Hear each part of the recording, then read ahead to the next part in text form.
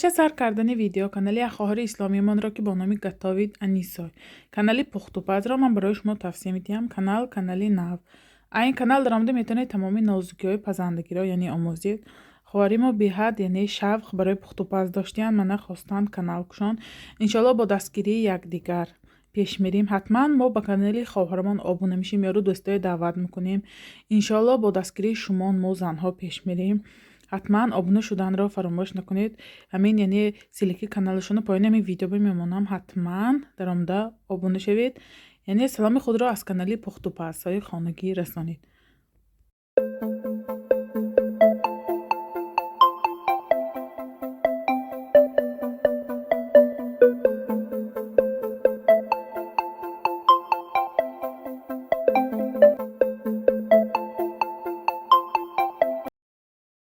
سلام دوستان، خوش آمدید به کانال پختوپزهای خانگی. ما امروز همراه یک نمود پیراشکی عجایبات با لذت تیار می‌کنیم با کارتاشکا و یعنی کاپوستا.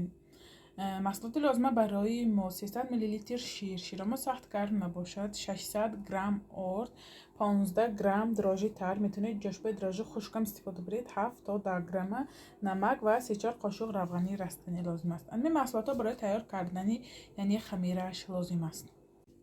بسم الله الرحمن الرحیم. خداوند کاری ما با فیض و بالا آبروتیت. ما در اول گرفتیم کاسب شیر، دراژی نیازیم، روغنی رستنی و نمک انداخته. خوشرو همه محصولات ما خوشرو آب میکنیم یعنی دراژیش. بسم الله الرحمن الرحیم.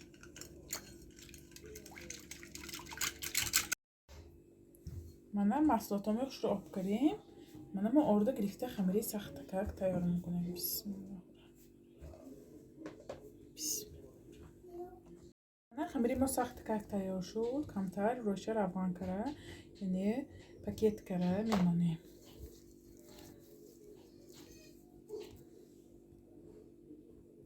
یک ساعت یعنی همین خمیر ما نگاه میداریم.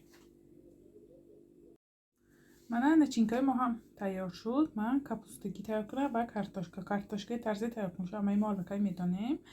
یک دونه پیاز زیر بانده همراه کردم که یعنی مزهش با شیرین تر میشد. کاپوستا یعنی یک دونه پیاز، یک دونه سبزی و کرم. کمتر پیاز و سبزی زیر بانده بعد کرم انداخته. یک پیاله آب ریخته، یک قاشق یعنی تمد نمک همراه میکنیم. من الکای تیار کردم. چون میبینید خمیری ما هم دم گرفت. نگاه کنید چقدر یعنی ورمی خوش رو کرد. ما اینا به زواله ها تقسیم میکنیم. به خواهش خود یعنی زواله چه میگیریم خواهید کلانتر معیده تر. اگر آیلتان بسیار باشد میتونید یعنی بسیار تر تیار کنید. ما شروع زواله چه میگیریم همشه یک خیل. خودش وقتی یعنی زواجه که تسکه مونده کلانو مایده بودگیش خودش معلوم میشه.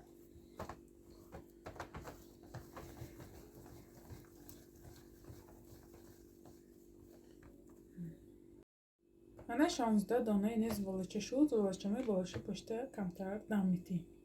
من دستام کمتر روغن کرد. روغننده یعنی زواجه مایه تونو میکنیم. دم گرفت دم گرفت نگاه کنید خودش خیلی کشاده میشه بی اوزار. من طرف تونو کرد و چینکامه میگذاریم. درازک چشک مونده. من دو تا طرفش محکم کرده شروع یعنی میپیچونیم. نمیتونم یعنی درازک چشک همشه پیچون همشه یعنی نمیتونم پیچونده 5-10 دقیقه نگاه داشته بعد روغننده پخته میگیریم. درازک چشکلی من چه شد. من اکو کاپوستا دارشه تیار میکنیم. کاپوستکی هم به حد یعنی پیراشکا شیرین میشه. مثل یعنی اول میپیچونیم خوشروه.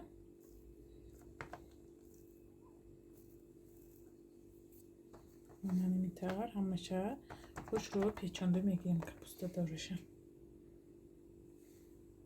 من روغنه گرفتم گرم شد و کو می پیراشکا ما میانزیم. من 10 دقیقه ایستاد. من خوشرو کمتر گرم کرد.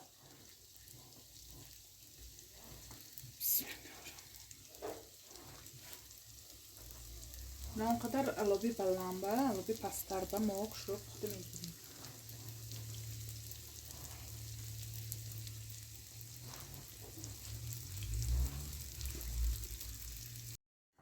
من دو تا طرفشه خوش رو یعنی سرخ میگیریم. نگاه کنید چقدر برای کشروده. اول یعنی جای محکم کرد یا میاندازیم که کشوده نشود. من همین طور یعنی سرخ کرده میگیریم. نگاه کنید خوش رو سرخی خروستی اشیامال منفتش معلوم. ما بالی سلفیت که میگیریم. سبب خمیرشان در روغنش بودن برای خودش تماما روغنه نمیگیرد. اول من کارتاشکو گناشو پخته گرفتم.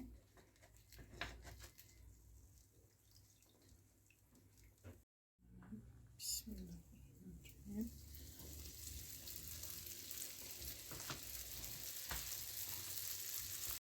من کو کاپوستا گناشو پخته میگیریم. من همین طور یعنی سرخ کرده میگیریم. میبینید تراشکای ما هم تیار شد. نگاه کنید نمودش چقدر خوشرو اومد، رنگش هم بیاد خوشرو بود. من درونش کاستم ببینیم درونش چقدر عمده باشد. بسم الله الرحمن الرحیم. من نگاه کنید چقدر خروستیاش خمیرش. بسم الله الرحمن الرحیم. کاپوستا گینش.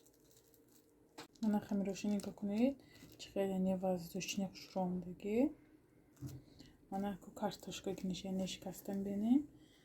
میشه شکستم ببینیم. بیاد یعنی خمیرش ریزانه که جای با کارتاشکا گینش. من یعنی کارتاشکا گینش.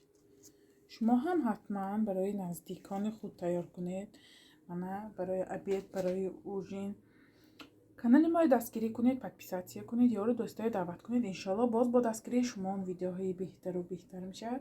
خیر تا ویدیوهای آینده در پناه خدا باشید.